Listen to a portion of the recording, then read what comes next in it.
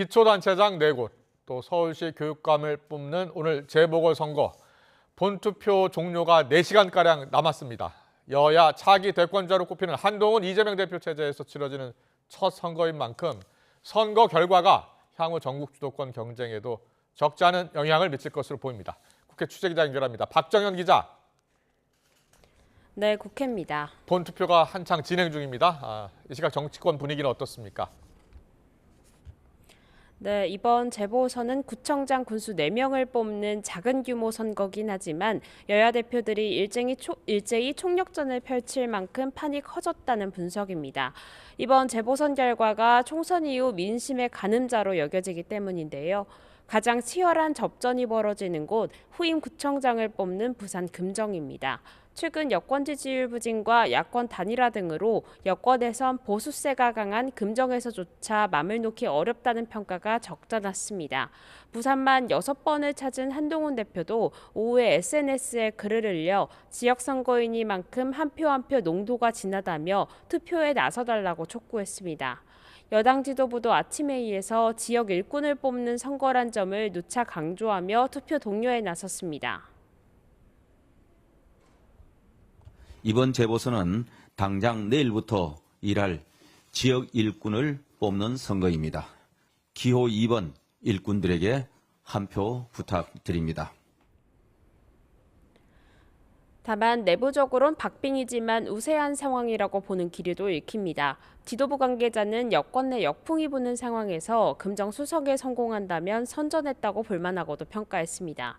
민주당에선 금정 승리의 기대감 자체도 일정 부분 내비치곤 있지만 사실 승패보단 민심을 가늠할 척도로 보는 경향도 엿보입니다. 민주당은 이번 선거 내 정권 심판론을 띄웠는데 당 관계자는 통화에서 금정이 워낙 어려운 지역이라면서 설사 지더라도 지지율 격차가 어느 정도 나는지에 따라 정권 심판의 반영 정도를 확인해 볼 수 있을 거라고 언급했습니다. 누가 하느냐에 따라서 완전히 달라집니다. 세상이 엉망이 되면 내가 아무리 노력해도 아무리 실력이 있어도 잘 살기 어렵습니다. 야권 3파전이 펼쳐지는 전남 영광도 주요 승부처입니다. 애초 민주당과 혁신당이 각축전을 벌이는 양상이었지만 막판 여론조사에서 진보당이 약진하며 결과를 장담하기 어려운 상황입니다. 민주당 관계자는 통화에서 막판 지지층 결집으로 어느 정도 흐름과 구도는 잡힌 상태라며 판세를 긍정적으로 분석했습니다. 혁신당 조국 대표도 SNS에 글을 통해 이번 선거를 정권 심판의 전국 규모로 키운 건 혁신당이라 자부한다며 지지를 호소했고 진보당도 어젯밤 늦게까지 영광에서 유세를 펼쳤습니다. 네, 그렇다면 계속해서 이 시각 지역별 투표율 전해주시죠. 네, 오후 3시 기준 부산 금정구 투표율은 37.9%입니다. 군수를 뽑는 인천 강화구는 51.4%고요.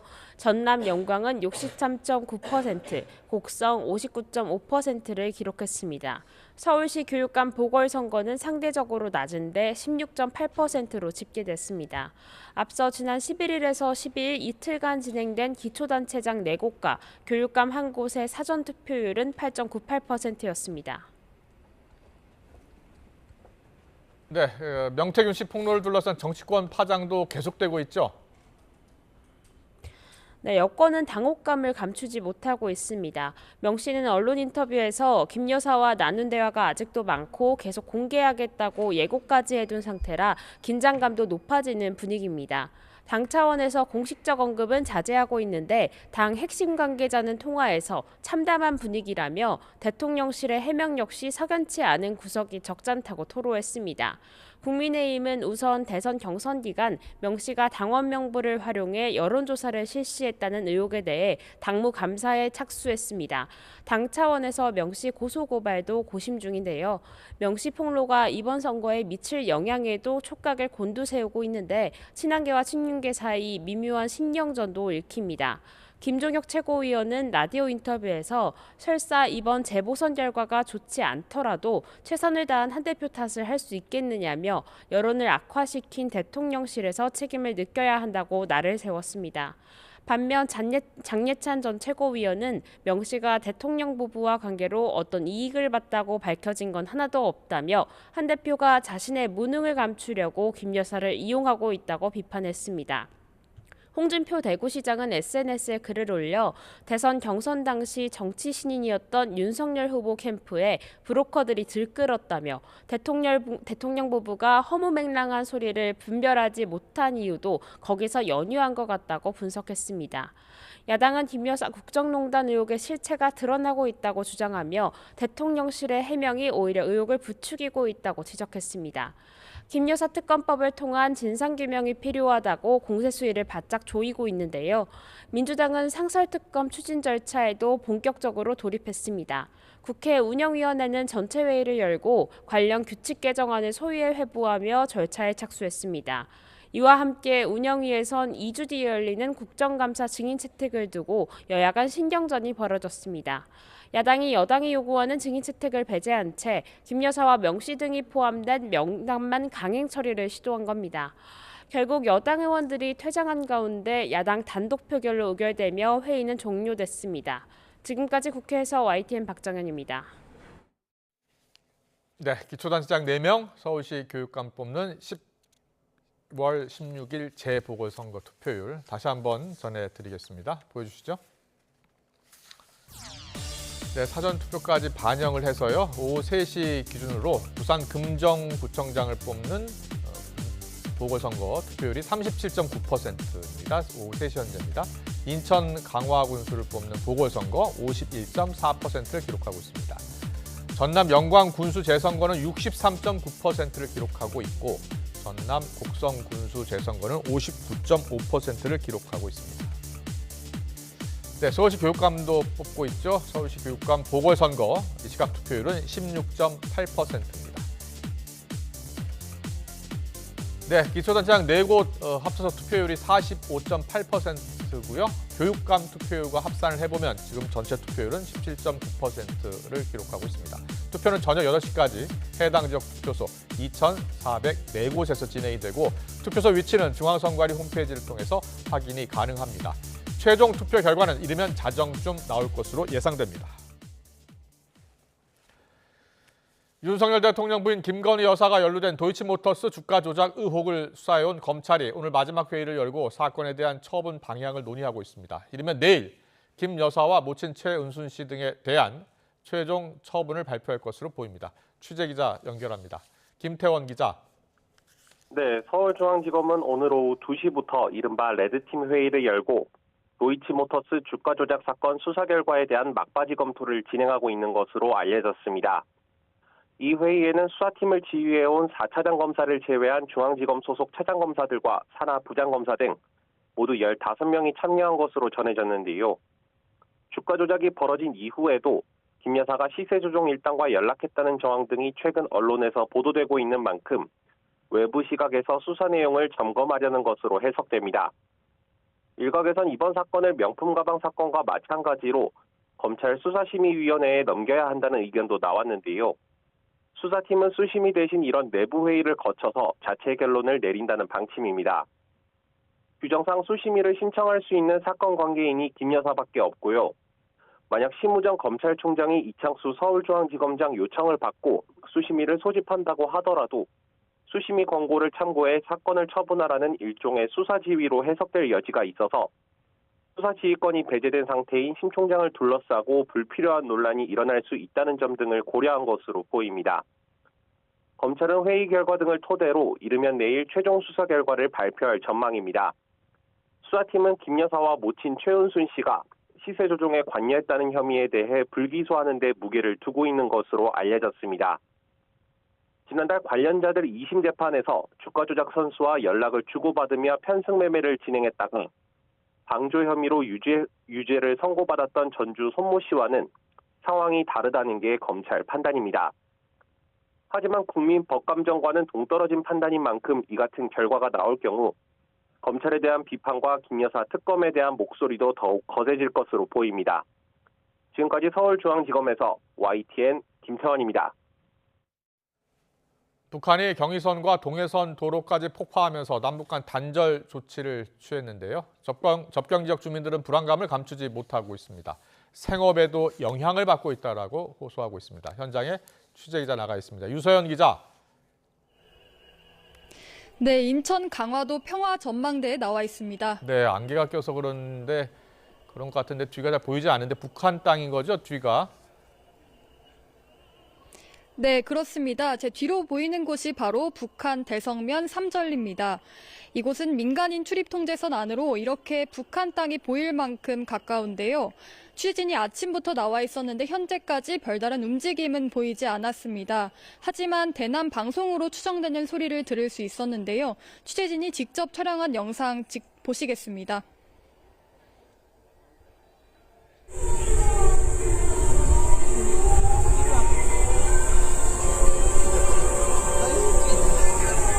진짜 이게 많아요. 누구 닮았어? 아유. 북한은 어제 남북을 잇는 동해선과 경의선도로 일부 구간을 폭파했습니다. 앞서 무인기 침투를 주장하며 전방 사격 준비 태세 지시를 내리기도 했는데요. 이렇게 북한이 남북 간 단절 조치를 강화하면서 이곳 접경 지역의 긴장감은 날로 높아지고 있습니다. 이런 상황은 지역 주민들의 피해로 이어지고 있습니다.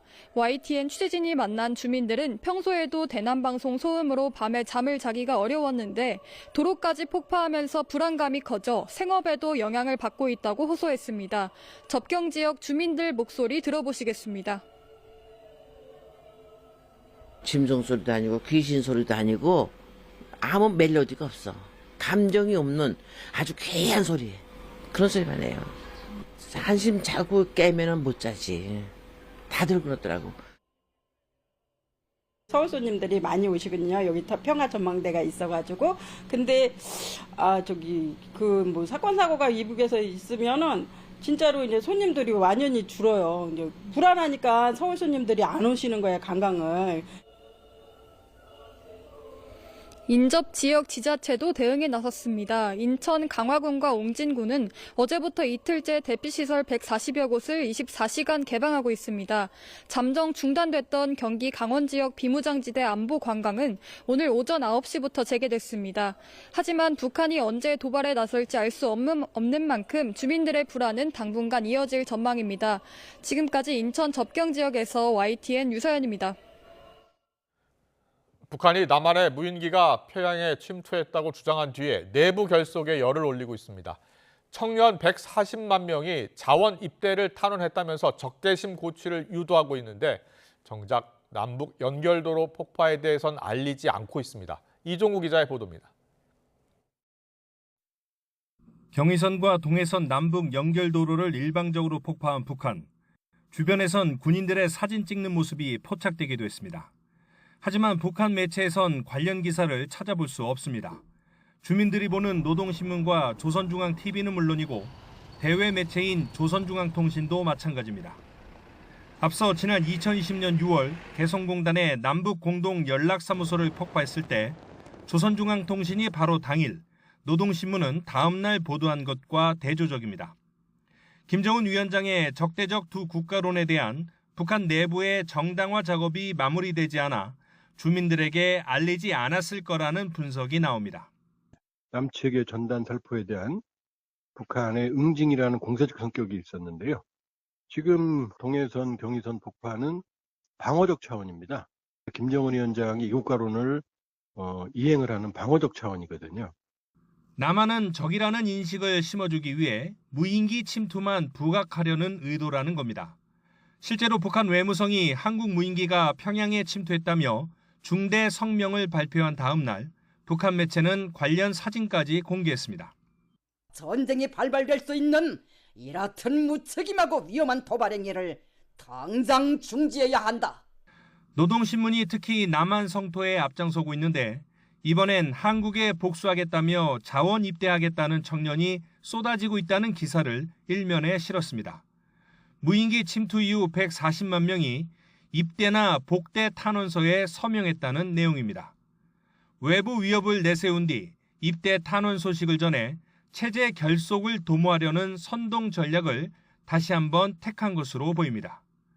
YTN 이종우입니다. 연세대학교 수시 모집 논술 시험장에서 시험 문제가 사전에 유출됐다는 논란이 계속되고 있습니다.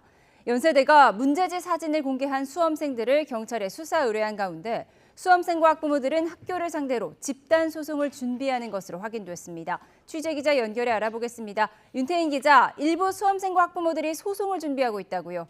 네, 그렇습니다. 수험생들이 모인 온라인 커뮤니티에는 이번 문제 유출과 관련해 10월 21일 소송, 10월 28일 효력정지 가처분 신청을 계획하고 있다는 글이 올라왔는데요. 실제로 일부 자연계열 응시자들과 학부모 50명가량이 소송을 준비 중인 것으로 파악됐습니다. 부정행위가 의심되는 만큼 시험을 무효로 해달라는 소송을 진행하고 동시에 논술 전형 합격자 발표 전에 가처분 인용을 받아 입시 절차를 중단하려는 겁니다. 연세대 측은 입시의 공정성에는 문제가 없다는 입장을 고수하고 있지만 수험생들은 공정성이 침해됐다고 주장하는 건데요. 훼손된 공정성을 회복할 방법이 지금 상황에서는 재시험밖에 없다고 판단해 소송을 진행하기로 결정했다고 말합니다. 응시생 이야기 들어보시겠습니다. 지금 이렇게 옳지 않다고 생각을 하지만 지금 이렇게 그냥 놔둘 경우에는 그냥 이제 학교가 이제 기간이 돼서 합격자 발표를 해버리면 그 이후에는 되돌릴 수 없으니까 이렇게 소송까지 진행을 하게 되는 거죠. 온라인 게시글에 올라온 것처럼 일정이 정해진 건 아니지만 법률 검토를 마치는 대로 이르면 이번 주 안에 법원에 논술시험 효력정지 가처분 신청을 하고 시험 무효 확인 소송도 제기한다는 계획입니다. 네, 이에 대한 연세대 입장도 나왔습니까? 네, 먼저 연세대는 문제지 등을 촬영해 온라인에 게시한 수험생들에 대해서 어제 서울 서대문경찰서에 고발장을 제출했습니다. 고발 대상은 신원이 특정된 인문계열과 자연계열 응시자 2명과 신원이 특정되지 않은 4명 등 모두 6명으로 알려졌는데요. 유출된 사진 속 문제지와 필기 내용 등을 바탕으로 응시자 2명의 신원을 파악한 것으로 전해졌습니다.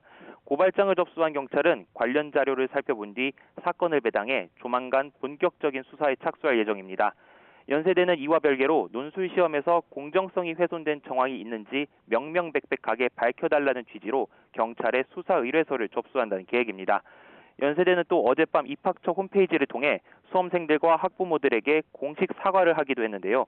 이번 문제지 유출로 입시의 공정성이 침해됐다고 보기는 어렵지만 의심스러운 상황을 모두 해소하는 게 대학의 의무라고 생각해 사법당국에 한 점 의혹 없는 조사와 수사를 의뢰했다고 설명했습니다.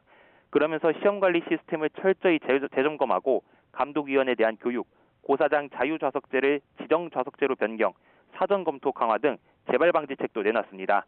연세대 측은 재시험은 논의하지 않겠다고 거듭 밝혔지만 수사를 의뢰한 만큼 모든 가능성을 열어두고 기다려보겠다고 설명했습니다. 지금까지 사회부에서 YTN 윤태인입니다. 정부가 실시한 노인 실태조사에서 혼자 사는 독거노인 가구 비중이 10%포인트 넘게 급증한 것으로 나타났습니다. 동시에 경제활동을 하는 노인도 40%에 육박해 역대 최고를 기록했습니다. 권민석 기자입니다. 2020년 정부의 노인 실태조사와 비교해 이번에 가장 두드러지는 건 독거노인 가구 증가세입니다. 조사에 참여한 노인 가운데 32.8%가 혼자 사는 노인으로 직전 조사보다 13%포인트나 늘었습니다. 반대로 자녀와 함께 산다는 노인은 10.3%로 역대 최저를 기록했습니다. 노인이 홀로 생활하다 보니 생활에 어려움도 컸습니다. 부부가 함께 살거나 자녀와 동거하는 노인 가구에 비해 자신이 건강하다고 느낀다는 비율은 가장 낮았고 일상에서 어려움을 겪는다는 응답은 10명 중 7명꼴로 나타났습니다. 또 집안일을 부탁해야 할 때 도움받을 사람이 없다고 응답한 노인은 전체 6.6%였으며 나이가 지긋해질수록 비율이 증가했습니다. 다만 노인 가구 연간 소득은 3,400여만 원으로 2008년 조사 시작 이후 계속 늘었고 부동산 자산은 3억 1천여만 원, 금융자산 규모는 4,900여만 원으로 함께 증가했습니다. 동시에 일을 하는 노인 비중도 꾸준히 늘어 39%로 역대 최고에 달했는데 정부는 이를 소득과 자산, 교육 수준이 높은 새로운 노년층의 등장으로 분석했습니다. 재산 상속과 관련해선 자신과 배우자를 위해 쓰겠다는 응답이 6.8%포인트 급증했고 장남에게 전부 주거나 많이 주겠다는 응답은 처음으로 한 자릿수 응답이 나와 인식 변화를 보여줬습니다. 정부는 2027년까지 노인 일자리를 전체 노인의 10% 수준으로 재택의료센터는 전국 250개소로 확대해 초고령화에 대비하겠다고 설명했습니다. 2008년부터 3년 주기로 이어진 이번 조사는 한국보건사회연구원과 한국갤럽이 지난해 9월부터 11월까지 노인 만 78명을 설문해 발표했습니다. YTN 권민석입니다. 최근 기후위기로 식량 안보의 중요성이 어느 때보다 커지고 있는데요. 기후변화에도 잘 버티는 우수한 종자들은 우리의 식량 안보를 지켜주는 중책을 맡고 있습니다.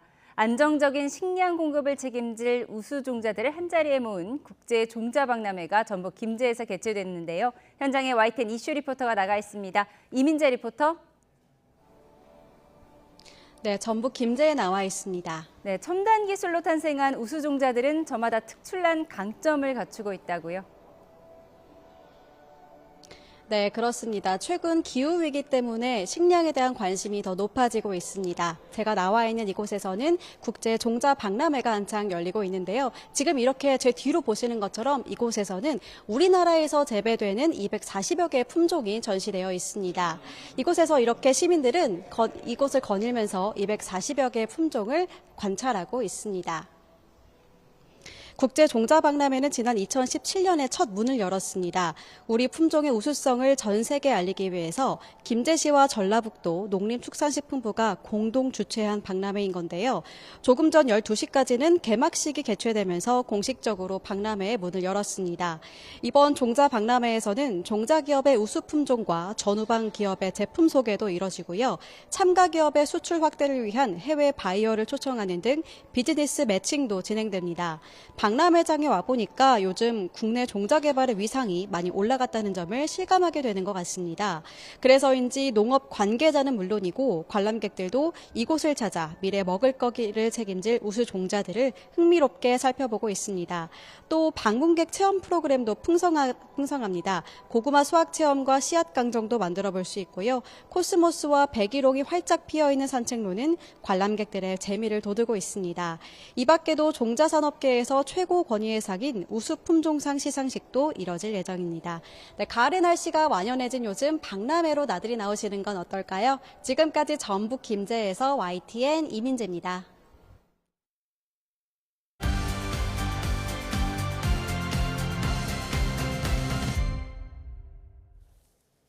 네, 정치의 겉과 속 들여다보는 정치원 시작하겠습니다. 오늘은 김영우 전 국민의힘 의원, 박수현 더불어민주당 의원과 함께 전국 상황 분석해 보겠습니다. 어서 오십시오. 안녕하세요. 안녕하십니까? 네. 예.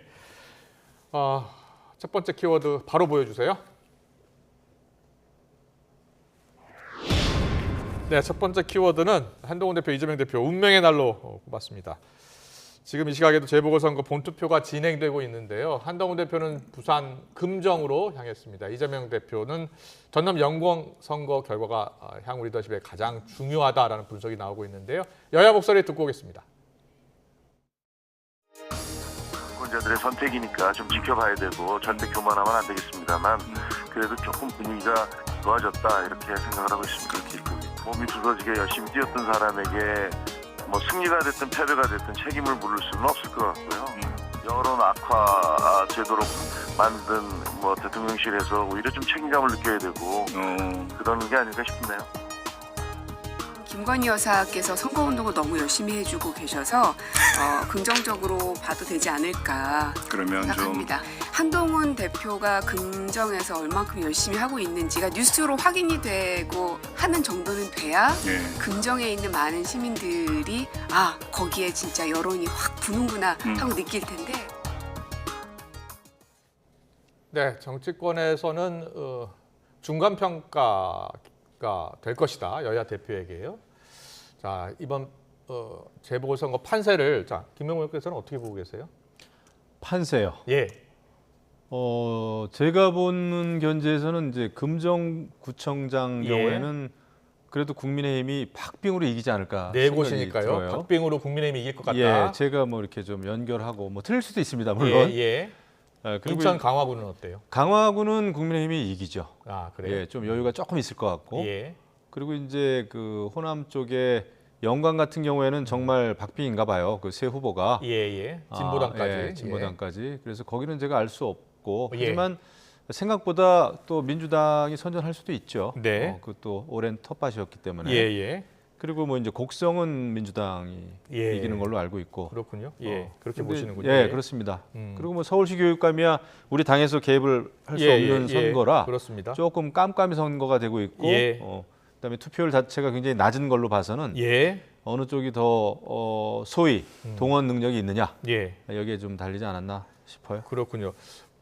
국민의힘이니까요. 한동훈 대표가 이번 선거 결과에 따라서 리더십에 큰 타격이 될 수 있다. 만약에 금정구청장 선거에서 진다면 예.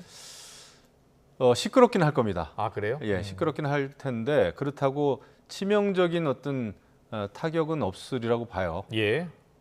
왜냐하면 이제 선거라고 하는 것은 많은 변수가 있고 예. 그다음에 그걸 생각해 보면 됩니다. 지난번에 총선도 사실 예. 총선을 진두지휘했던 당의 수장은 한동훈 비대위원장이었습니다. 예. 근데 총선에서 졌어요.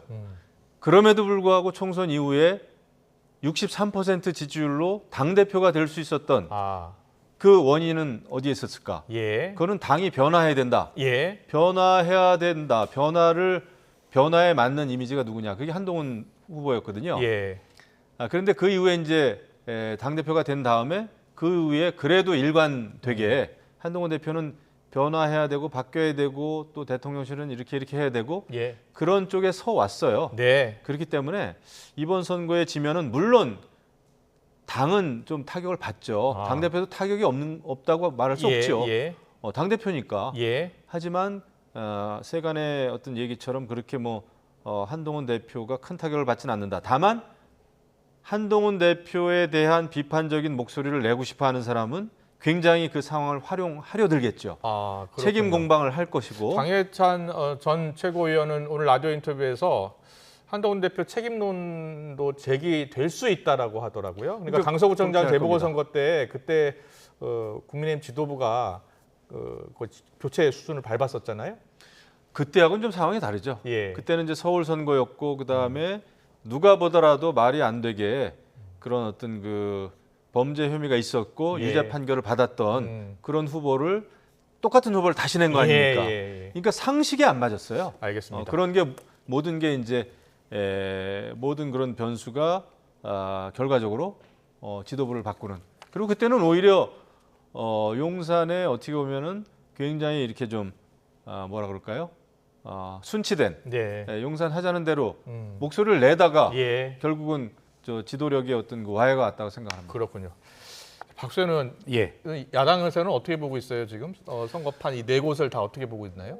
지금 이제 이 판세를 지금 말씀드리는 것은 오늘 당장 투표가 진행되는 날에 굉장히 영향을 또 미칠 수 있는 여야 의원들의 생각을 묻고 있으니까요. 그러니까 그렇기 때문에 굉장히 조심스럽고요. 야당 민주당 입장에서는 이것이 이제 윤석열 정권에 대한 세 번째 심판이다 이렇게 저는 규정을 합니다. 그렇군요. 당에서는 공식적으로 두 번째 심판이라고 이야기하고 있습니다만 윤석열 정권 출범 이후에 강서구청장 재보궐선거에서 심판이 한 번 있었고 지난 총선이 심판이 있었는데 아직도 대통령이 선거 참패 이후에 모든 것을 바꾸겠다라고 말씀해 놓으시고 전혀 변화가 없기 때문에 지금 이 지지율이 지금 이런 상황을 보이고 있고 지금 뭐 여러 가지 지금 벌어지고 있는 국민으로서는 도저히 납득이 안 되는 일들이 벌어지고 있는 이런 상황까지 온 것 아니겠어요? 그렇기 때문에 이번 그 재보궐선거가 비록 작은 네 군데의 지방자치단체장 선거이긴 하겠으나 이것이 지금 앵커께서 말씀하시는 대로 이것이 향후 각 당대표의 입지 이런 것들에 미칠 영향이 굉장히 클 것이고 특히 이런 걸 떠나서 가장 중요한 것은 윤석열 대통령에게 미치는 영향이 가장 클 것이다. 저는 이렇게 생각하고 그런 측면에서 저희는 계속 이런 정신을 아직도 안 차리고 있는 윤석열 대통령에게 마지막 최후 통첩을 국민과 함께 야당이 할 수 있도록 그렇게 해달라라고 예. 호소를 해온 것이고요. 그런 호소가 결과로 나타날 것이다. 저희들은 그렇게 믿고 있습니다. 그렇군요. 이재명 대표 같은 경우에는 전남 영광 선거 결과가 예. 향후 리더십에 큰 영향을 미칠 것이다라는 분석이 많잖아요. 근데 그렇게 보지는 않습니다. 그렇게 보지는 않습니까? 어차피 이재명 대표는 11월부터 예정이 돼 있는 지금 여러 가지 지금 기소가 돼서 재판을 받고 있는 것들에 대한 예. 이제 선고가 예정이 돼 있지 않습니까? 그런 것을 다 가정해놓고도 압도적으로 당원과 국민 여론조사를 통해서 당대표로 뽑았거든요. 예. 그렇기 때문에 그런 어떤 큰 걸림돌이라고 보는 그런 것도 쉽게 얘기하면 문제가 안 돼라고 네. 대표로 선출했는데 예. 뭐 이런 어떤 선거 이 문제를 가지고 이재명 대표의 리더십에 흔들린다거나 이런 것은 아닐 거고요. 예. 결과적으로 이 선거는 윤석열 대통령에 대한 세 번째 심판이자 최후 통첩이라는 의미에서 본다면 예. 저는 뭐 한동훈 대표의 리더십에도 크게 그렇게 결과에 따라 흔들림이 없고 또 특히 보시는군요. 이재명 예. 대표 같은 경우는 더더욱 흔들림은 없을 것이다. 저는 그렇게 생각합니다. 알겠습니다. 계속해서 다음 키워드 보겠습니다. 다음 키워드 보여주세요. 네, 명태균 씨가 공개한 김건희 여사와의 카톡이죠. 후폭풍입니다. 명태균 씨가 김 여사와의 실제 카톡 대화 내용을 처음 공개하면서 후폭풍이 계속 이어지고 있는데요. 명 씨의 폭로가 근거가 있는지 여부를 놓고서 지금 정치권 치열한 공방을 벌이고 있습니다. 듣고 오겠습니다. 오빠라고 부르는 거 들으셨어요? 저는 그렇게 호칭하는 거 들어본 적은 없어요. 주로 그럼 어떻게 호칭을 하셨나요? 뭐 제가 콕 집어서 그걸 또 막 전하고 하기는 좀 그렇습니다만 아무튼 저런 표현은 아니었습니다. 윤석열 대통령은 명태균 씨에게 더 이상 나에게 전화도 하지 말고 연락도 하지 말라는 식으로 굉장히 단호하게 이 어떤 소통을 끊어낸 것으로 저는 파악을 하고 있습니다. 남편 오빠면 바보가 되고 친오빠면 농단이 됩니다. 오빠가 누구건 본질은 대선 조작입니다. 고발도 못할 만큼 완전 의지하는 명 선생의 여론 신기가 국힘 후보를 홍준표에서 윤석열로 바꿨습니까? 누가 발주하고 누가 보고받았습니까? 본선도 그랬습니까? 네. 그 문자 내에 오빠가 등장하는데 그 오빠가 누구인지를 놓고 공방 그리고 진실 공방이 이제 이어지고 있는 건데 대통령실은 친오빠다라는 입장을 밝혔고요. 그리고 사적으로 나눈 대화일 뿐이다라는 입장입니다. 그렇게 보십니까? 저는 오히려 대통령실이 그 반응을 잘못했다고 봐요. 이게 이제 진실 게임으로 가게 돼 있고 이렇게 되면 그다음에 이제 사실 대통령실에서 할 일은 보통 이런 어떤 일이 벌어지면은 이런 네거티브에 대해서는 관련자들이 모여야 됩니다. 그래가지고 서로 알고 있는 거를 다 공유를 해야 됩니다. 정보를. 그렇군요. 그러고 나서 어떻게 대응할 것인지, 언론 관계는 어떻게 할 것이며, 입장문은 어떻게 낼 것이며, 또 당사자한테는 어떻게 또 대응을 하게 해야 되는지 이런 걸 짜야 되거든요. 그게 전략이고. 근데 제가 볼 때 대통령실 내부의 소통이 아주 원활치가 않은 거 아닌가.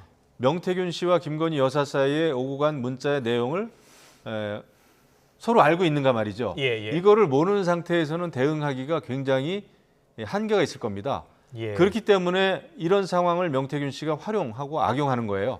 그렇게 내가 2,000장의 캡처를 가지고 있다. 매일 까겠다 이러고 나온단 말이에요.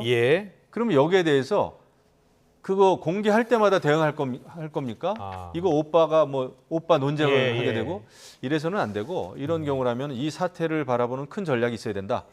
그렇게 해가지고 입장을 표명하고 이렇게 해야지. 그렇지 않으면 이거 계속 눈덩이처럼 이게 커갈 거다. 이 의혹이. 그리고 품이나 품격은 떨어질 대로 떨어질 것이고 원래 윤석열 대통령의 경우에는 처음 정치권에 들어와서 선거를 치러야 되는 입장이었기 때문에 많은 사람들이 도와주려고 했을 거예요. 명태균 씨뿐만 아니라 옥석이 구분이 안 됐을 겁니다. 근데 지금 제가 보니까 명태균 씨는 자기는 나름대로 열심히 도왔는데 지금 소외시키고 왕따 당한다, 무시당한다. 이런 것 때문에 지금 더 반발하는 거 아닙니까? 이러면은 매일매일 그 발등에 불을 끌 생각을 하지 말고 크게 대국민 입장을 내기 위해서는 전략부터 세워라.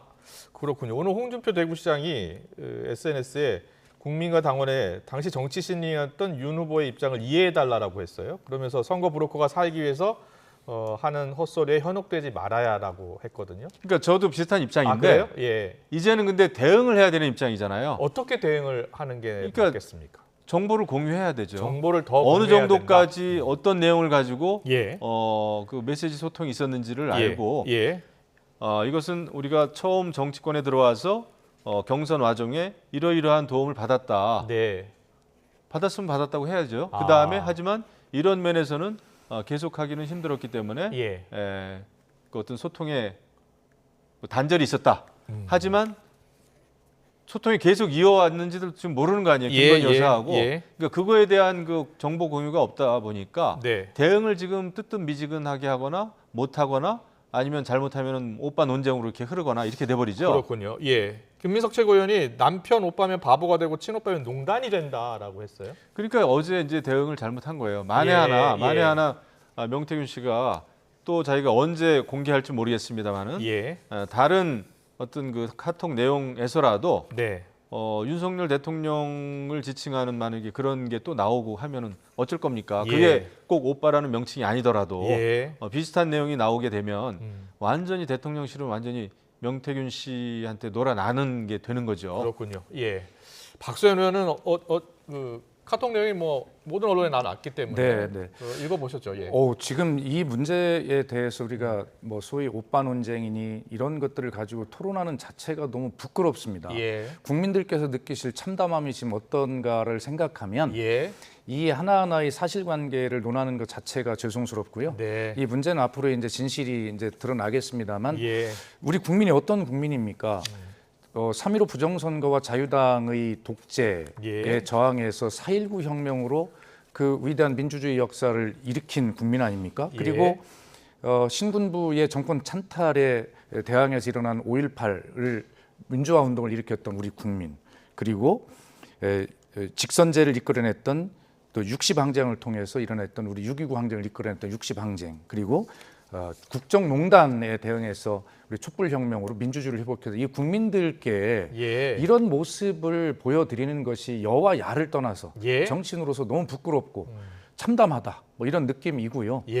야당도 이 문제를 이용해서 무슨 이 정권을 이걸 가지고 흔들거나 뭐 그러려고 하는 식의 접근보다는 지금 제가 드리는 이런 말씀의 어떤 느낌으로 이런 문제를 바라보고 해야 되는 것이 아닌가, 국민에 대한 예의다 이런 생각을 가지고 있고요. 그렇군요. 지금 김명우 의원님께서 말씀하신 대로 대통령실이라도 좀 대응을 잘했으면 좋겠어요. 저도 대통령실에 근무를 해봤습니다. 제가 판단하는 지금 느낌은 뭐냐면 지금 차라리 대응을 안 하는 것만 또 못한 대응을 지금 하고 있잖아요. 그래 의혹을 더 키우고 있지 않습니까? 그런 측면에서 본다면 지금 가장 큰 문제는 이런 일이 벌어지고 있는데 대통령 내외께 비서실에서 사실은 어떤 겁니까? 라고 좀 질문을 할 수 있는가? 질문을 못하니까 전체의 모습이 어떤지를 모르고 단편적으로 대응을 이렇게 하다 보니까 심지어는 한 달도 넘게 대응도 못하고 있다거나 어제처럼 무슨 오빠 논쟁에 대해서는 30분 만에 대응을 한다거나 뭐 이런 어떤 일관성이 없는 이런 대응을 둘러싼 정무적인 판단 안 되는 걸 보면 그 안에서조차도 소통이 되지 않는 이러한 어떤 시스템이 정지된 뭐 이런 것이 아닐까라는 측면에서 집권 여당의 이런 모습, 여당의 어떤 집권층의 이런 모습들에 대해서 지금 민생이 어려운 이런 쯤에 더욱더 걱정이 되는 것이에요. 알겠습니다. 국민의힘 같은 경우에는 명 씨에 대해서 당무감사에 착수했다고 하는데 맞습니까? 뭐 그런 얘기가 전해지죠. 근데 이제 당원 명부 유출 의혹과 관련해서라고 하던데. 그렇죠. 주로 이제 할 수 있는 게 아마 그런 그 명부 유출이라든지 아니면 뭐 혹시라도 당과 관계된 어떤 뭐 여론조사 이런 게 뭐 잘못된 여론조사 행태가 있었다든지 대선 경선 개입 가능성 문제 제기도 야권에서 나와요. 하게 되면은 그런 걸 텐데 당이라고 하는 곳은 아무래도 그런 그 또 민간인이고 사연이고 명태균 씨가 뭔가 실체적인 사실을 밝혀내기는 굉장히 어려울 겁니다. 뭐 하다가 이제 몇 가지가 있으면 그것을 뭐 수사 의뢰, 뭐 고소 고발 이런 건 할 수 있겠지만은 조금 한계는 아마 있지 않겠나 싶고 이거를 해결을 해야 될 주체는 지금으로서는 이제 대통령실이죠. 그리고 이거를 계속 키울 게 아니라 어느 정도 국민들이 그래도 고개를 조금이라도 끄덕일 수 있을 정도의 설명이 있어야 됩니다. 정리를 잘 해가지고 그다음에 사과할 일이 있으면 사과하고 이걸 지금 인간적으로 명태균 씨를 계속 뭐 사기꾼이다 이런 식으로만 해가지고 과연 해결이 되겠는가? 이게 이웃 간에 그냥 막 그 막싸움을 해가지고 해결될 문제가 아니잖아요. 근데 너무 좀 쉽게 생각하는 것 같아요. 제가 볼 때. 그리고 더 심각한 것은 이 문제를 가지고 민주당이 어떤 불을 자꾸 붙이거나 이런 것보다 여당인 국민의힘 내부에서 자꾸 서로 다른 목소리들이 나오고 충돌을 하잖아요. 그것이 또 저 이슈가 되고 뉴스가 된 이런 지금 형국이란 말이에요. 그래 대통령실도 수습을 못하고 집권 여당은 오히려 이 정말 그 분란집에 부채질을 한다고 서로 부채질을 하고 있는 이런 형국이잖아요. 이런 측면에서 이 문제의 심각성이 야당인 민주당이 볼 때도 걱정스러운 이런 형국이고 지금 북한은 저렇게 지금 강한 어떤 위기감을 조성하면서 이렇게 나오고 있는 와중에 민생이 어렵고 이런 와중에 도대체 집권 여당이 어떻게 이 문제를 수습하려고 하는가? 이 문제를 민주당이 수습해드릴 수가 없지 않습니까? 내용이. 그래서 우리 김영우 의원님께 좀 죄송한 말씀이시지만 본질은 본질대로 대통령실이 중심이 돼서 빨리 말씀대로 수습을 해야 되지만 집권 여당의 상황도 빨리 정리가 돼야 된다. 이런 말씀 드리고 싶어요. 한동훈 대표가 오늘 또 기자들하고 만나서 제가 이미 말씀드린 조치들 신속히 그리고 반드시 실행하는 것이 좋다라고 했어요. 이게 명태균 씨와 김건희 여사 간의 메신저 대화 관련해서 기자들이 물으니까 그렇게 이야기를 했어요. 그러니까 계속해서 지금 다음 주 독대가 열릴 것으로 예상이 되잖아요. 근데 앞서서 계속해서 이야기를 하고 있는 겁니다. 김 여사 활동 자제가 해야 된다, 필요가 있다라고 이야기했고 인적 쇄신 이야기하고 있고 또 검찰이 국민이 납득할 만한 결과 내놔야 한다고 하고 있고요. 그러니까 이제 이번에 그 독대를 하게 되면은 대통령과 우리 한동훈 대표가 독대를 하게 되면은 정말 많은 얘기를 해야 되는 거고. 그렇죠. 이게 형식적인 만남에서 끝난다. 그러면은 정말 안 하니만 못할 겁니다. 그리고 무슨 뭐 대외 활동 자제라든지 아니면 이제 부속실 설치 문제라든지 특별감찰관 문제라든지 이런 등등의 것은 결실이 있어야 되는 거예요, 이제는. 그리고 이게 무리한 어떤 요청이 아니라 사실 진작부터 했어야 되는 건데 이게 안 됐던 거란 말이죠. 그래서 저는 이것도 국민의 눈높이에서 정말 생각한다면은 반드시 이것은 실행을 해야 된다. 그리고 변화하기 위해서는 굉장히 어떤 아픔이나 이런 걸 이제 감내해야 되는 거지요. 그렇지 않고 국정 운영을 책임진 정말 그 대통령과 여당의 당대표가 만나가지고 이런 와중에 그냥 빈손 회담이 되면은 그거는 정말 크게 비판받을 겁니다. 그래서 이번 그 독대는 정말 그 힘들더라도 결실이 있어야 된다 생각을 합니다. 이거는 어떤 자존심 싸움이라든지 무슨 단순한 유난 갈등이라든지 이런 차원에서의 어떤 그 모임이어가지고는 면담이어가지고는 안 되는 거죠. 일각에서는 이 단독회담, 독대 형식이 아닐 수도 있다라는 이야기가 나오더라고요. 근데 제가 생각하기에는 김건희 여사와 관련된 여러 가지 사항과 관련해서 현역 국민의힘 정치인 중에 누가 가장 많이 알고 있을까? 한동훈 대표라고 생각합니다. 그렇기 때문에 아까 제가 말씀드린 대로 어떤 일이 있었고 이런 거는 그런 많은 정보를 가지고 그 다음에 대처, 전략이 가능하지. 이거 그냥 이렇게 가고 싶다라는 차원에서 대책이 세워지지가 않거든요. 그래서 저는 한동훈 대표가 할 일이 있다고 봐요. 본인이 알고 있는 거를 대통령한테 솔직히 이야기해야 되고 그다음에 또 대통령실에서 알고 있는 것도 같이 논의가 돼야 되고 그래가지고 전략을 세워야죠. 국민 눈높이에 맞게 그야말로. 그렇지 않으면은 이 난국을 풀어갈 수 있을까요? 저는 굉장히 어렵다고 봅니다. 알겠습니다. 박수현 의원께서는 한동훈 대표가 거듭 김건희 여사 문제에 대해서 이야기를 하고 있잖아요. 지금 그게 근데 다음 주 독대를 앞두고 이야기를 하는 것에 대해서 친윤계 의원들은 적절하지 않다라고 이야기하고 있어요. 예. 그렇게 보세요? 하여튼 뭐 그런 이야기들이 중요한 게 아니고 네. 김영희 의원님 말씀하신 대로 독대가 이루어진다면 어떤 결과를 내놓을 것이냐인데 지금 한동훈 대표가 대통령께 김건희 여사에 대한 특검을 수용하십시오. 또 최상병에 대한 특검 분명히 해야 됩니다라는 수준의 그런 어떤 결론이 나지 않으면 뭐 사과, 김건희 여사의 사과, 그다음에 부속실 설치 이런 거 이미 때가 지났어요. 이미. 네, 민주당이 발의한 특검에 대해서는 한동훈 대표가 반대하고 있잖아요. 아니 그러니까 예. 지금은 그렇게 한가한 때가 아니라니까요. 민주당은 관계 없습니다. 예. 그런데 지금 국민의힘이 어떻게 이걸 수습하고 이 국정을 운영할 동력을 회복할 것인가 지금 고민하는 이제 그 문제가 됐어요.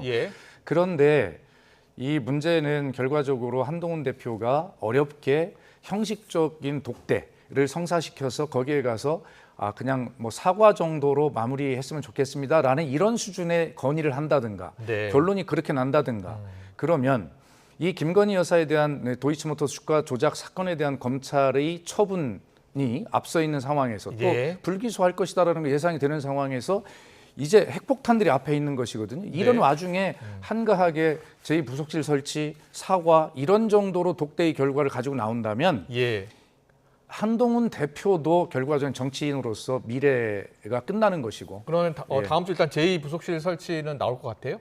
아니 그 정도를 가지고 수습해 보려고 하겠으나 그거 가지고 수습이 되지 않는다. 그런 이야기죠. 이미 그런 임계점이 이미 넘어섰습니다. 그래서 특검의 어떤 필요성을 더욱 강하게 이야기하는 이 명태균 사건들이나 이런 것들이 결국 그런 특검의 필요성들을 자꾸 지금 강화하고 있는 것 아니겠습니까? 그래서 지금은 이미 때가 늦어도 한참 늦었다. 지난번 박근혜 전 대통령의 국정농단 탄핵 때 이러한 지점을 가다가 결과적으로 실기를 해가지고 탄핵에 이른 것이거든요. 이미 그런 지점을 한참 지났습니다. 국민의힘 일각에서는 그 특검 수용을 한다면 야당이 추진하고 있는 탄핵 관련 미끼를 무는 것이다.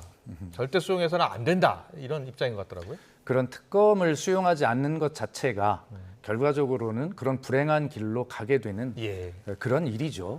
지금 아마 민심은 그럴 겁니다.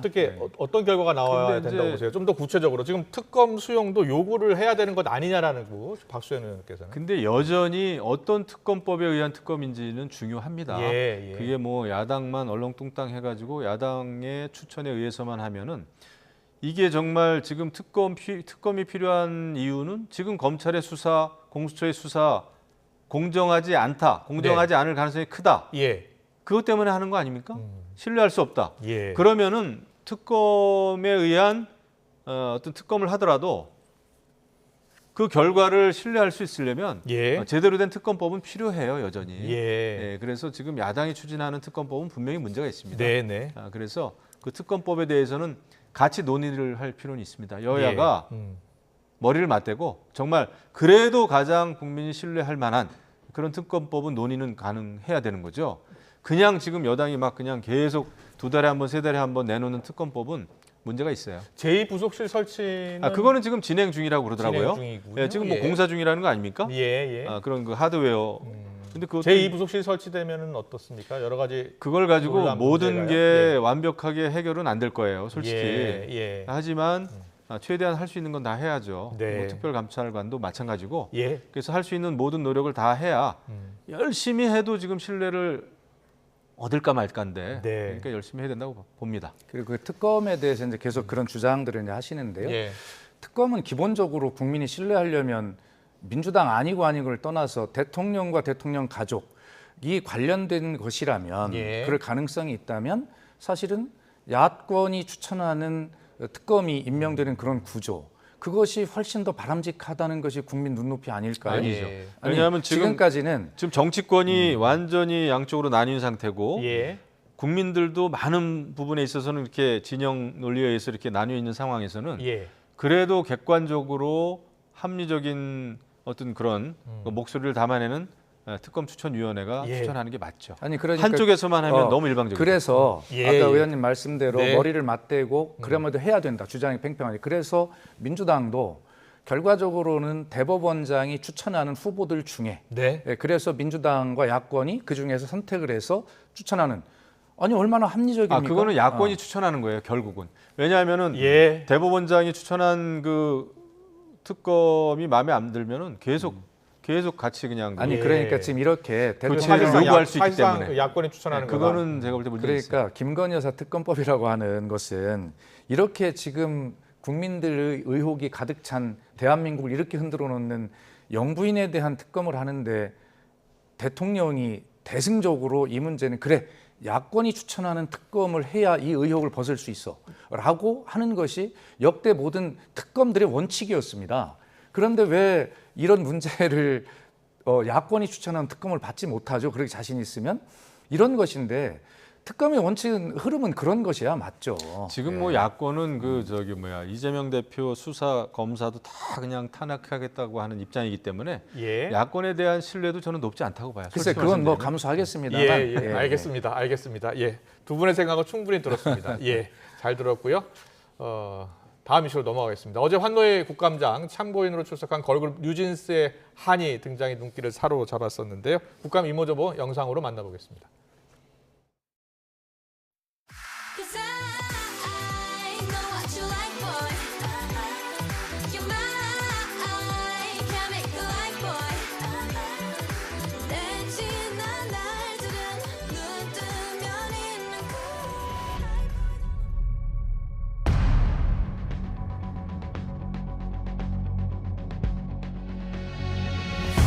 함한이에게 한번 물어보겠습니다. 네. 명확하게 인지를 하고 회사를 다녔습니까? 정말 죄송한데 저 이해 못했어요. 네 죄송해요. 이해했습니까? 네. 맞습니다. 죄송해요. 김주영 아닙니까? 죄송해요. 김주영 죄송합니다.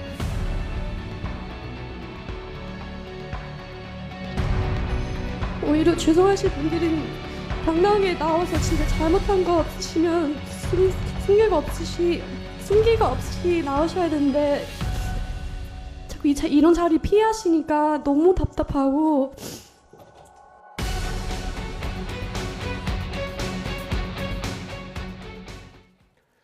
네, 직장 내 괴롭힘.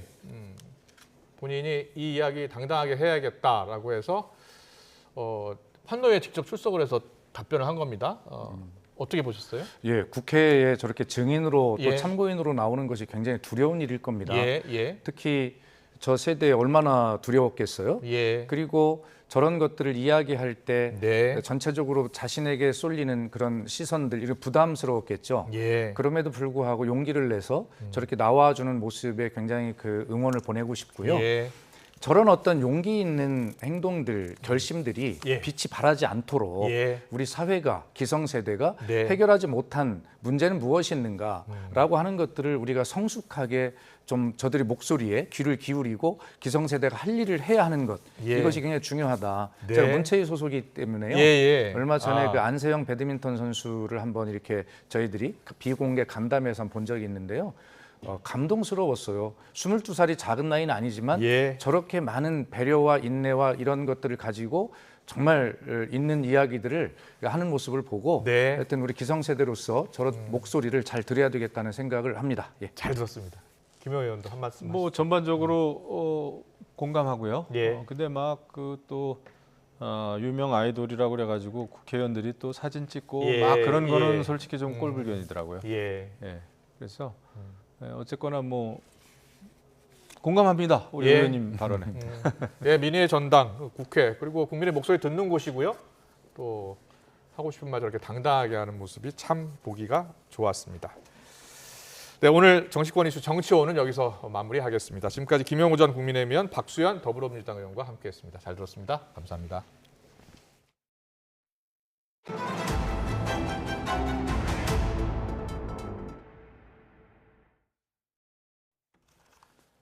러시아군이 북한이 보낸 병력으로 3,000명 규모의 대대급 부대를 편성 중인 것으로 알려졌습니다.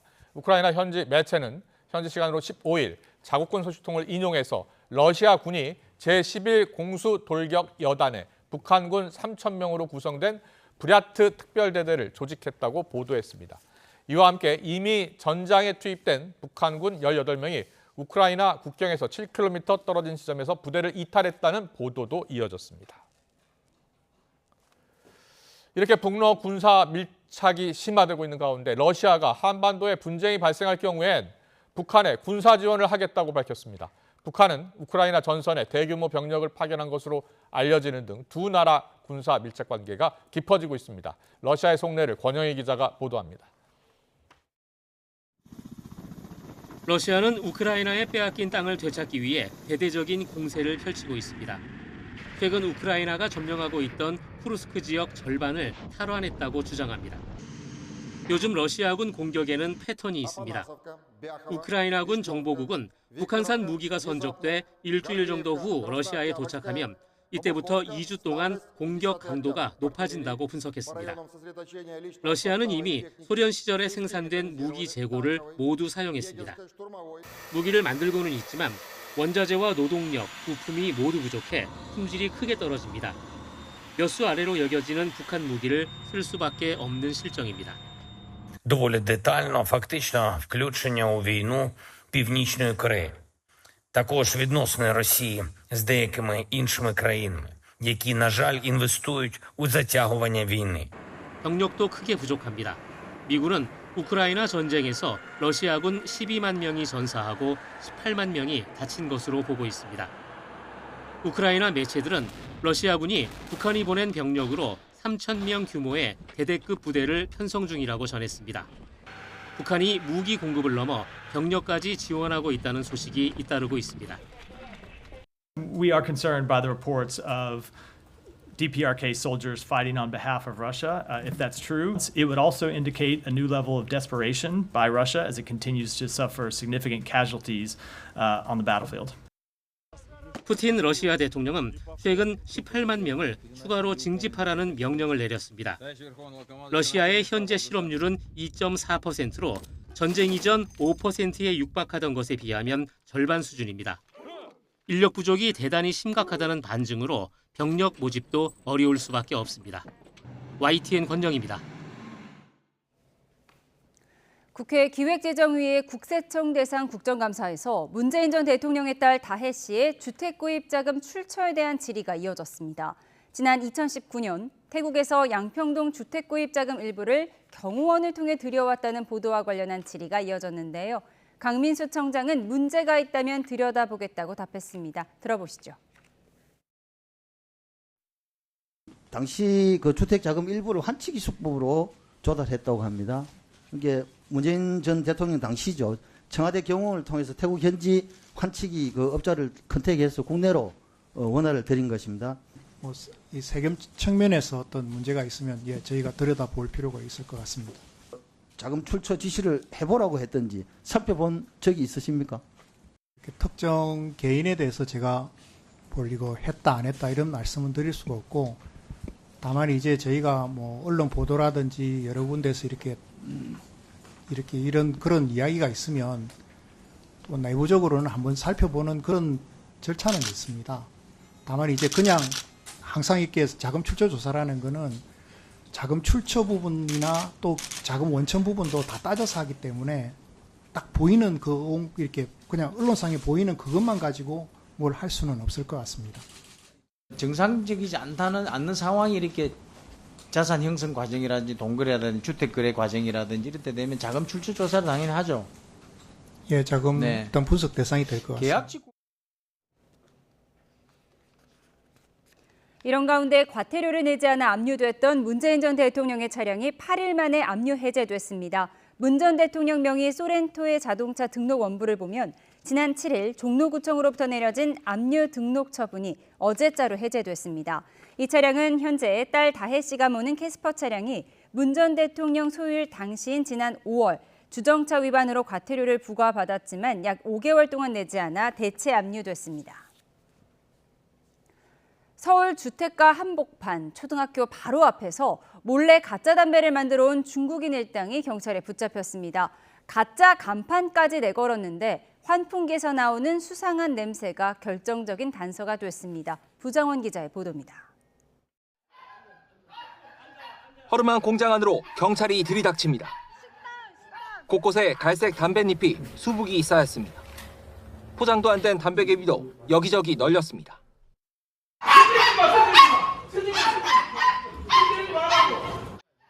서울 한복판에서 몰래 가짜 담배를 만들어 온 중국인 A씨 등이 경찰에 덜미를 잡혔습니다. 초등학교가 코앞인 서울 대림동 일대에 공장 2곳을 세웠고 불법 체류자들을 고용했습니다.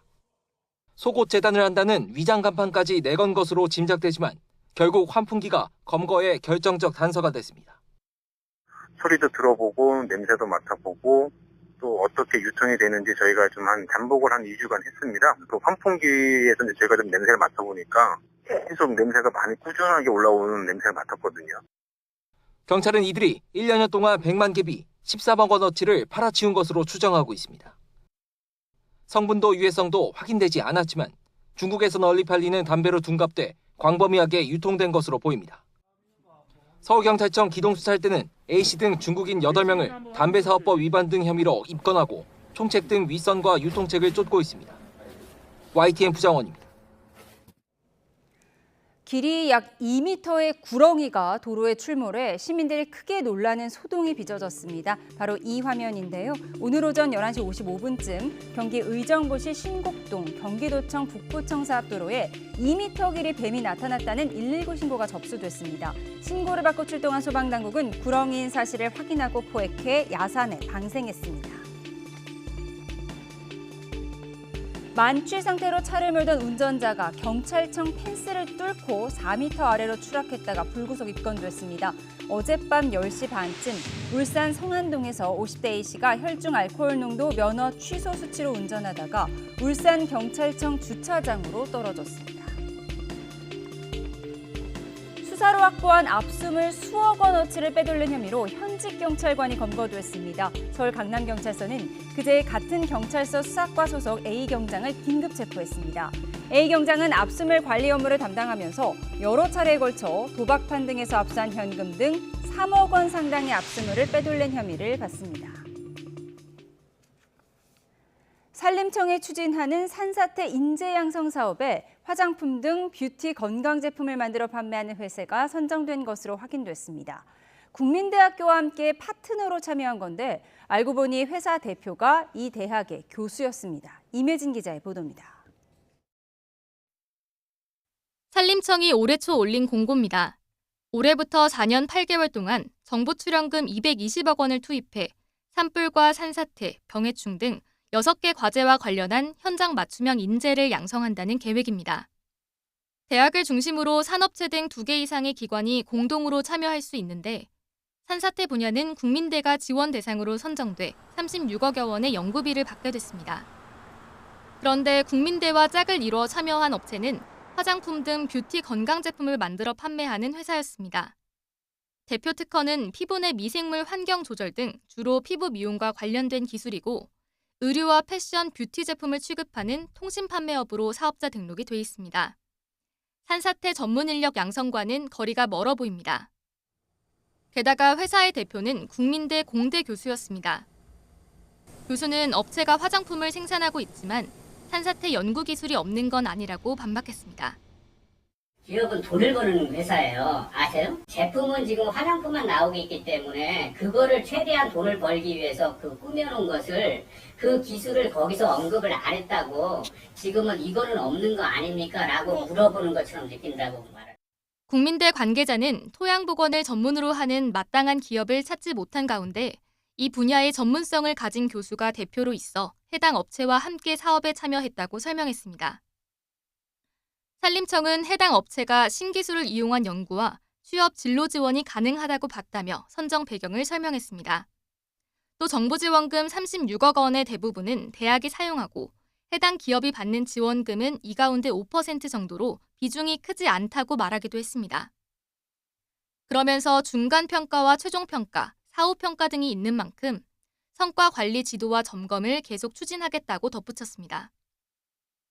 하지만 대표가 임업 분야의 전문성이 있더라도 업체 자체의 전문성이 입증되지 않았다면 이해충돌 가능성이 있다는 지적이 나옵니다. 거버넌스가 제대로 작동을 해야 되는데 여기에 참여하는 기업이 어느 역할을 인재 양성을 위해서 할 것인가 이런 부분들을 사업 선정하는데 좀 중점을 뒀어야 되는데 그런 부분들에 대한 검증이 부족하지 않나 이렇게 생각을 합니다. 산림청은 앞서 공고에서 사업을 통해 양성된 인재들이 과제와 무관한 기업에 취업할 경우 성과로 인정되지 않는다고 밝힌 가운데 지원 대학과 업체 선정 과정을 재검토해야 한다는 요구도 나오고 있습니다. YTN 임혜진입니다.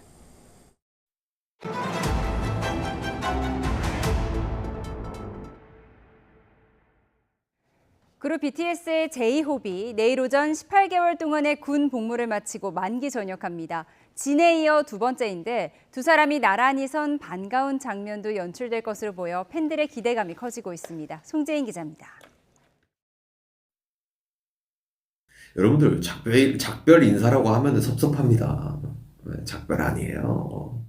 지난해 4월 멤버들과의 사진을 끝으로 조용히 군복무를 시작했던 BTS 제이홉.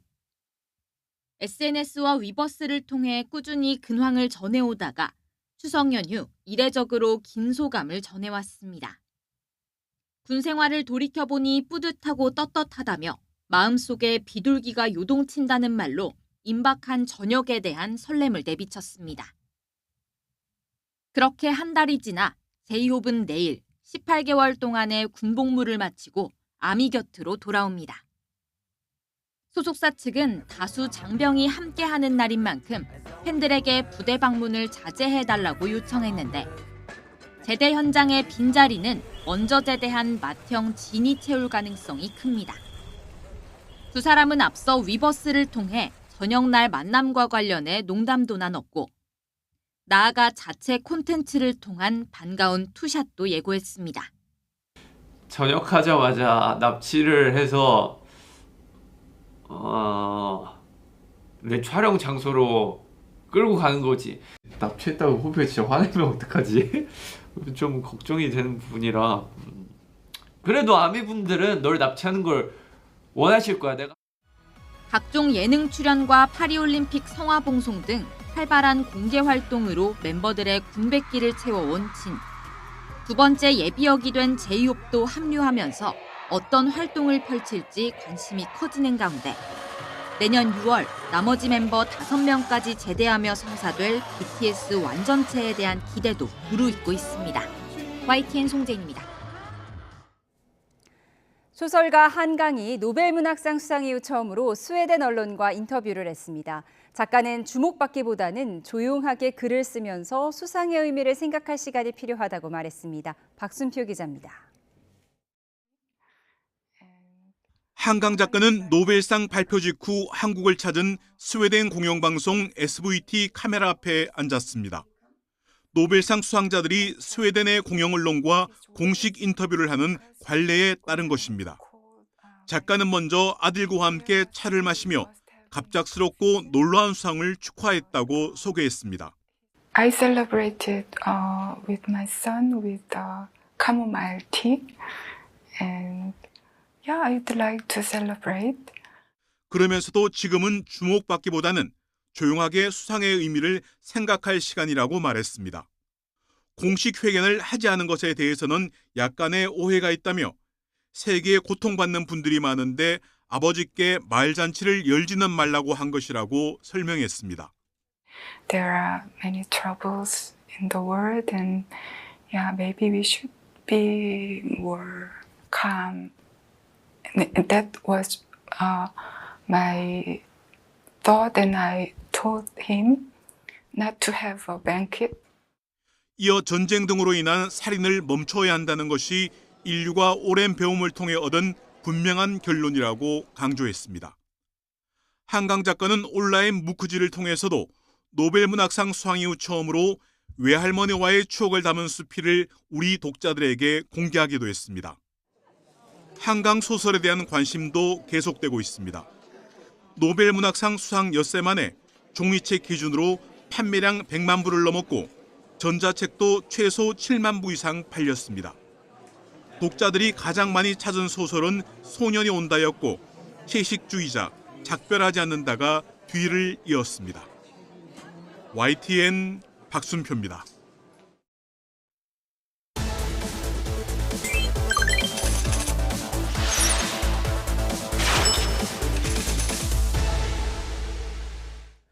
네, 경제 이슈 짚어보는 경제픽 시작하겠습니다. 오늘은 경제부 최두희 기자와 함께합니다. 어서 오세요. 네, 안녕하세요. 안녕하세요. 첫 번째 키워드 바로 보겠습니다. 주거용 생활 숙박시설 이제는 안녕. 예, 주거용 생활 숙박시설 왜 문제가 됐는지요? 네, 일단은 이 생숙이 생소하신 분들 많으실 텐데요. 이 생숙은 흔히들 레지던스라고도 불리는데 지난 2012년에 외국인 관광객들의 수요 증가에 맞춰가지고 처음으로 도입이 됐습니다. 제도가 도입이 됐는데요. 취사가 가능한 숙박시설로 활용이 됐지만 특별한 규제가 없다 보니 사실상 이 주택으로 쓰인 경우가 많았고요. 문재인 정부 시절에는 부동산 규제 강화로 인해 아파트를 대신할 투자 상품으로 주목받기도 했습니다. 투기 수요가 몰리자 당시 정부는 2021년 건축법 시행령을 개정해서 생숙의 숙박업 등록을 의무화하게 되는데요. 그러니까 생숙을 주거로 사용하려면 오피스텔과 주택으로 용도 전환을 강제하고 이를 어기면 이행강제금을 부과하기로 한 겁니다. 그래서 원래는 지난해 말에 이행강제금 유예 기간이 끝날 예정이었지만 올해까지로 유예해 놓은 상황이었습니다. 이에 따라 전국 생숙 가운데 5만 2천 실 정도의 경우에는 이행 강제금을 내야 할 처지였습니다. 네, 좀 곤란해진 사람들이 많았을 것 같은데 그래서 정부가 이에 대해서 지원 방안을 내놨죠? 네, 그렇습니다. 이와 관련해서 국토교통부가 맞춤형 지원 대책을 내놨는데요. 그러니까 앞서 말씀하신 대로 앞으로 이 신규 생숙의 경우에는 주거 전용 가능성을 원천적으로 차단하기로 한 대신에 기존 생숙에 대해서는 용도 변경 등을 통해서 합법적인 사용을 지원하겠다는 겁니다. 이에 따라 신규 생숙은 30실 이상 또는 건축물의 3분의 1 이상 또는 독립된 층 이상으로만 분양이 허용되도록 올해 안에 건축법 개정안을 발의할 예정입니다. 또 기존 생숙 소유자가 숙박업 신고를 하도록 유도하기 위해서 지자체 여건에 따라 조례를 개정해 숙박업 신고 기준을 완화하도록 했는데요. 오피스텔로 용도 변경도 원활해지도록 개선했습니다. 이와 관련해서 국토부 관계자의 말 한번 들어보겠습니다. 이번 대책 발표 이전에 건축 허가를 신청한 생활 숙박시설에 한정해서 오피스텔로 용도 변경도 적극 지원하겠습니다. 그간 복도폭, 주차장 등 획일적 규제로 용도 변경이 사실상 어려운 경우가 있었습니다. 앞으로는 안전, 주거 환경 등 당초 입법 취지와 사회적 가치를 훼손하지 않는 범위 내에서 보다 현실적이고 유연한 규제 방식을 도입하겠습니다. 네, 이번 정부의 지원 정책에 대한 평가는 어떻게 나옵니까? 네, 앞서 제가 말씀드렸듯이 이행강제금 유예 기간이 올해 말로 끝나는 상황이었습니다. 이에 따라서 생숙 시장의 양성화 대책이 반드시 필요하다 이런 시기였는데요. 이에 따라서 적절한 시점에서 나왔다라는 평가가 나옵니다. 지금이라도 이 생숙이 정상화될 수 있도록 완화 정책이 나온 건 시의 적절했다라는 평가가 나오고 있고요. 지난 정부의 과도한 부동산 규제로 인해 불거진 문제였던 만큼 선의의 피해자를 구제한다라는 측면에서 긍정적이라는 의견도 있습니다. 또 대한건설협회 등 건설업계도 시장 혼란을 해소할 수 있는 대책이라고 환영하는 분위기인데요. 다만 일각에서는 이렇게 버티니까 합법화해준다. 그러니까 특단의 조치라는 개념으로 합법화시키는 바람직하지 못한 선례가 더해졌다는 지적도 나옵니다. 오피스텔하고 아주 비슷하게 생겼네요. 네, 그렇습니다. 예, 네. 알겠습니다. 잘 들었습니다. 두 번째 키워드는 영상으로 만나보겠습니다.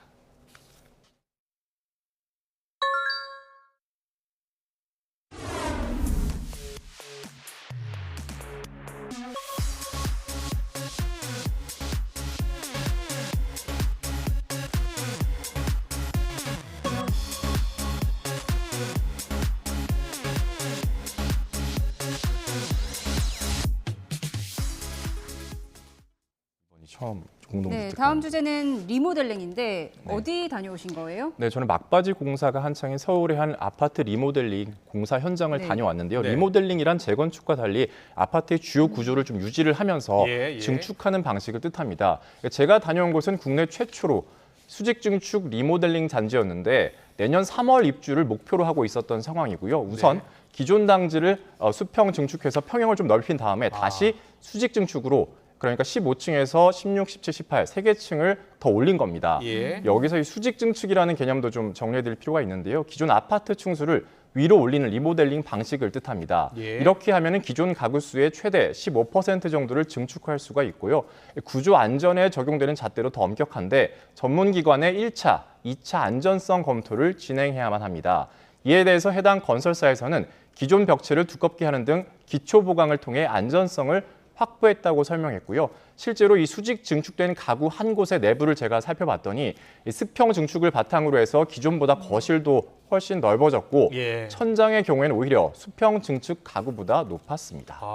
천장도 높아지나 보죠? 네, 그렇습니다. 예. 새로운 법의 규제를 받아가지고요. 예, 그렇군요. 천장은 기존보다 높아졌습니다. 재건축과 리모델링은 어떤 차이점이 있나요? 네, 일단 재건축 현재 이제 리모델링 시장이 어떤 부분이 뭐 장단점이고 문제가 있는지 말씀을 드리면요. 예. 먼저 이 정부와 건설사의 경우에는 전반적으로는 리모델링보다는 이 재건축을 현재로서는 더 선호하고 있다 이렇게 보니까 예. 리모델링 사업 추진에는 현재 걸림돌로 작용하고 있는 게 사실입니다. 예. 또 리모델링은 상대적으로 사업성이 낮고요. 또 주택 공급 효과가 상대적으로 재건축보다는 작다는 점 등으로 인해 네. 재건축보다는 정책의 우선순위에서 밀리는 것도 사실이고요. 아무래도 재건축과 비교해 봤을 때 최신식 아파트 구조로 변경하는 부분이라든가 또 최근에 각광받고 있는 커뮤니티 시설을 조성하는 데는 아무래도 한계가 있을 수밖에 없는 구조고요. 그럼에도 불구하고 신속한 노후주택 정비가 가능하고 재건축과 비교하면은 기존 자원을 최대한 활용할 수 있는 만큼 탄소 배출량을 절감할 수 있다는 것 또한 리모델링의 장점이라고 하겠습니다. 이와 관련해서 건설사 관계자의 말 끝으로 들어보겠습니다. 리모델링은 사업 착수 가능 시점이 준공 15년입니다. 따라서 리모델링을 하게 되면은 각종 노후 설비 교체, 그다음에 주차장 확충, 커뮤니티 확장, 안전 성능 개선, 트렌드에 맞는 공간 재구성 등 재건축보다 신속하게 삶의 질을 개선할 수가 있습니다.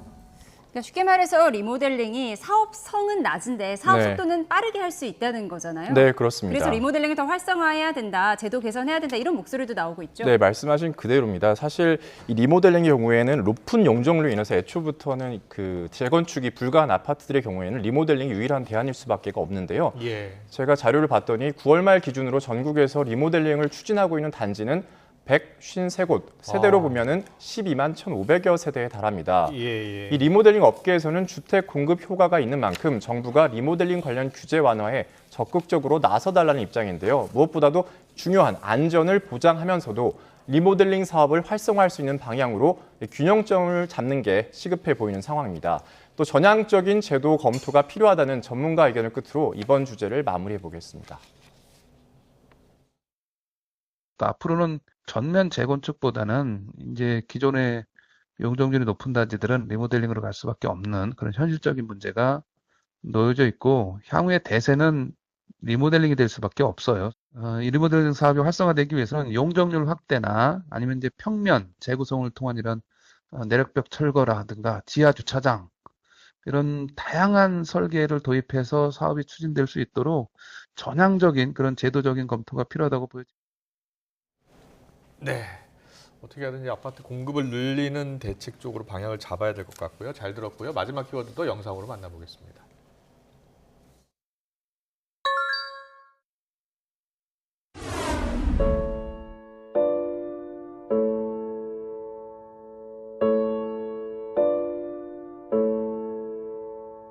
세상 사람들 모두 정답을 알긴 할까 힘든 일은 왜 한 번에 일어날까 수고했어 오늘도 아무도 너의 슬픔에 관심 없대도 19분 빨라진 직장인 퇴근 시기에 네. 퇴근 시간대가 빨라진 거예요? 네, 그렇습니다. 예. 영상으로 보셨듯이 그러니까 최근 직장인이 퇴근 시간대에 지하철에 타는 시간이 5년 전, 그러니까 2019년 1월부터 8월까지와 비교했을 때 같은 기간으로 봤을 때는 19분이나 빨라졌다라는 게 핵심입니다. 누가 조사한 거예요? 예, 이건 KB국민카드가 조사한 내용인데요. 광화문, 강남, 여의도 등 서울과 수도권의 5개 주요 업무지구 직장인의 퇴근 시간대 지하철 승차 시간을 분석한 결과입니다. 예. 보시면 아시겠지만 2019년에는요. 승차 시간이 평균 오후 6시 47분이었는데 올해는 오후 6시 28분으로 앞당겨졌다고 합니다. 또 5개 업무 지구별로 살펴보면요. 예. 구로 21분, 광화문과 강남은 20분 등으로 이 승차 시간이 빨라졌다는 걸 알 수가 있는데요. 그렇네요. 또 예. 오후 5시에서 6시 사이에 5년 사이에 그 승차 건수 비중이 10%포인트 정도가 늘어난 점 등을 고려하면 그만큼 이른 퇴근을 하는 사람이 증가했다는 걸 엿볼 수가 있습니다. 네. 왜 퇴근 시간이 빨라졌을까? 제 생각에는 왠지 네. 회식이 줄어들었기 때문인 것 같은데요. 맞나요? 네, 그럼 회식이 줄어들었다라는 거를 어쨌든 이제 간접적으로 암시하는 그런 결과도 좀 나왔는데요. 이 업종별로 좀 살펴봤더니 퇴근 이후에 먹거리 업종의 이용 건수는 줄었는데 반면 여가 활동 이용 건수는 늘어난 것으로 나타난 겁니다. 먼저 저녁 시간 먹거리 업종의 월 이용 금액은요. 월 12만 7천 원으로 5년 전과 비교하면 15%나 증가했는데 오히려 이용 건수를 봤더니 8% 정도 감소한 것으로 나타났습니다. 네. 아무래도 이 퇴근 후에 직장 근처에서 동료들과 저녁을 함께하는 횟수는 줄어든 것으로 추정되는 대목인데요. 그렇겠네요. 반면에 퇴근 후에 여가 활동에 투자하는 비용은 증가했습니다. 아, 그래요? 네, 예. 월 평균 이용 금액을 봤더니요. 2019년 7만 2천 원에서 올해 8만 6천 원으로 20% 정도 증가했고요. 네. 인당 월 평균 이용 건수도 2.1건에서 2.3건으로 8% 정도 늘었습니다. 네. 그 외에도 여러 가지 이유가 있을 것 같아요. 네, 어떻게들 맞습니다. 분석하고 있습니까? 네, 먼저 살펴볼 거는 주 52시간제가 2019년부터 시행이 됐다 보니까 예. 아무래도 주 52시간제 시행으로 인해서 업무를 마치고 퇴근 시간대에 지하철에 타는 시간이 아무래도 좀 빨라진 게 아니냐 이런 분석이 나오고요. 예. 또 최근 들어서 일과 생활의 균형, 그러니까 이른바 워라밸에 대한 관심이 커진 것도 사실입니다. 네. 그간 코로나19 확산으로 인한 회식 기피 현상 등이 코로나19가 끝난 이후에도 영향을 미치면서 상대적으로 이른 퇴근이 이어진 것으로도 보이고요. 아울러 코로나19 이후에 시차 출퇴근제와 같은 유연근무제 도입이 확산하면서 이 적지 않은 기업들이 이런 제도를 시행하는 것도 하나의 이유로 꼽힙니다. 예. 끝으로 제가 이 뉴스 진행하는 앵커분들께 좀 질문을 드리고 싶은데요. 어떤 질문이요? 네, 오늘 몇 시에 퇴근하시나요? 뉴스 끝나고 정리하고 바로 퇴근합니다. 네. 예. 네, 6시 전에 가야죠. 네, 아무래도 전 주제가 주제인 만큼 예. 출연 끝나고 빨리 퇴근을 하고 싶네요. 네, 빨리 퇴근. 오늘은 꼭 빨리 네. 퇴근하세요. 경제부 최도희 기자와 함께했습니다. 고맙습니다. 네, 감사합니다. 네, 이어서 기업 뉴스 전해드리겠습니다. 한강의 노벨문학상 수상으로 책 수요가 늘면서 국내 전자상거래 업체들이 대표저서 예약 판매에 들어갔습니다. 쿠팡은 한강저서 18가지의 사전 예약을 시작하고 배송 보장 기한을 23일로 앞당겼다고 밝혔습니다. SSC닷컴은 기획전을 통해 한강의 대표 작품을 예약 판매하고 독서대와 필사용 문구 등 연관 상품을 선보일 예정입니다. 현대모비스가 전동화를 강화하기 위해 슬로바키아에 전기차 구동장치 생산 공장을 짓습니다. 공장 건립에는 3,500억 원이 투입되고 유럽 지역에 연간 30만 대 규모의 전기차 구동장치 생산 거점을 구축하게 됩니다.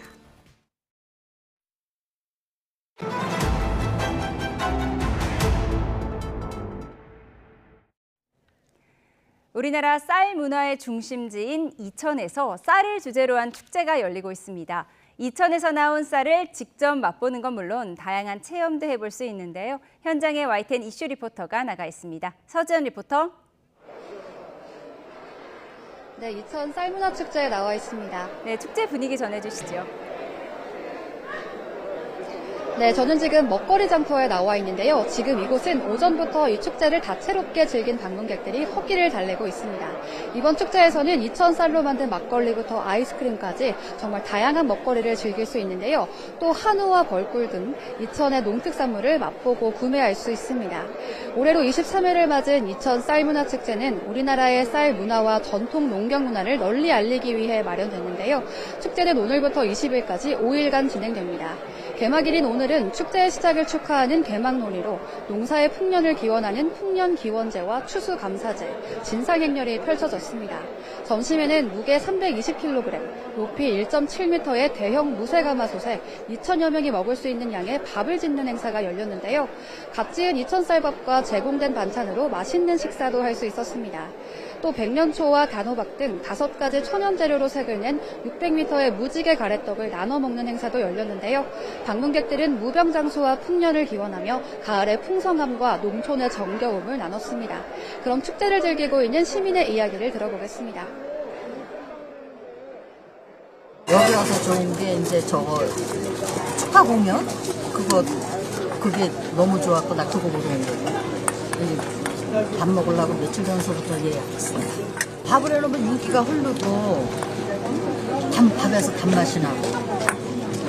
부채살 먹어본 사람은 알아요. 황금 들녘이 펼쳐진 농경 마당에서는 수확의 기쁨을 느끼는 손 모내기와 탈곡 체험, 당나귀와 메뚜기 체험 등 다채로운 농경 문화도 체험해볼 수 있는데요. 이천시에서 최고의 쌀밥짓기 명인을 선발하는 이천 쌀밥 명인전도 6년 만에 열릴 예정입니다. 식구란 함께 밥을 먹는 사람을 뜻하죠. 이곳에서 쌀과 관련된 다양한 축제들을 즐기면서 가족들과 함께하는 한 끼의 소중함을 느껴보시면 좋을 것 같습니다. 지금까지 이천 쌀문화축제에서 YTN 서지연입니다.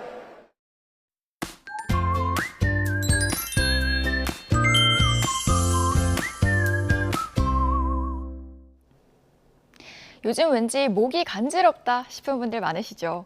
아침은 쌀쌀하고 낮에는 온화한 일교차 큰 날씨가 이어지면서 감기 환자가 늘고 있습니다. 내일은 서울 낮 기온이 26도까지 올라서 오늘보다 온도 변화가 크겠는데요. 평소보다 면역력 관리 잘해주셔야겠습니다. 지금도 동해안에는 약한 비가 이어지고 있는데요. 앞으로 5mm 미만의 비가 조금 더 내리다가 잦아들겠고요. 내일은 전국 하늘이 맑거나 구름만 많겠습니다. 다만 아침 출근길에는 짙은 안개에 주의가 필요하겠습니다. 내일 아침 기온은 오늘과 비슷하겠습니다. 서울 15도, 광주 16도, 대구도 15도 보이겠고요. 내일 낮 동안은 조금 덥다 싶은 곳도 있겠습니다. 서울과 전주 26도, 대구는 24도까지 오르겠습니다. 예년보다 온화한 날씨는 내일까지 이어지겠고요. 금요일과 토요일 사이 전국에 비가 내리면서 날씨가 급변하겠습니다. 공기가 눈에 띄게 차가워지겠는데요. 일요일에는 서울 아침 기온이 9도까지 내려가겠습니다. 날씨였습니다. 수요일 뉴스온 여기서 마치겠습니다. 함께해 주신 여러분 고맙습니다.